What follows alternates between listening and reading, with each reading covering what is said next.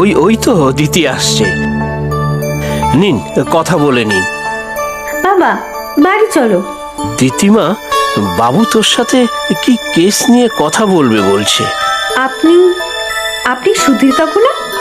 হ্যাঁ, আমি সুধীর। তোর সাথে কথা ছিল, মানে আপনার সাথে। আমাকে আপনি তুই বলতে পারেন। আমি আপনার মেয়ের মতনই। আমি রিক্সাওয়ালার মেয়ে তো, অনেক কষ্ট করে এই জায়গায় এসেছি, তাই পা মাটিতেই আছে। আমার ভুল রে, আমার ভুল। আমাকে ক্ষমা করে দে তোরা। নিজের দম্ভের শাস্তি পাচ্ছি। যে মেয়ে জামাইয়ের জন্য এত কিছু করতাম, তারাই আমার সই জাল করে আমার জমি হাতিয়ে নিয়েছে। আপনার জামাই মানে? আপনি কি সার্থক বসের কথা বলছেন? হ্যাঁ হ্যাঁ, চেনো ওকে? শুধু আমি কেন, এই কোর্ট চত্বরে ওনাকে কেউ চেনে না এমন নেই। সাধারণ মানুষকে ঠকিয়ে ওকালতি করতো। আপনি কোনো চিন্তা করবেন না, আমি কেসটা দেখছি।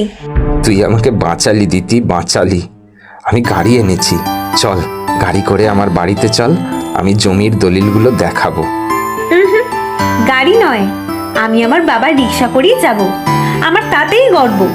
আপনি যান, আমি আসছি। বাবা চলো। ঘরে ঘরে যেন তোর মতো মেয়েই জন্মায়। ধন্য দিলীপ, তোমার শিক্ষাকে কুর্নিশ জানাই।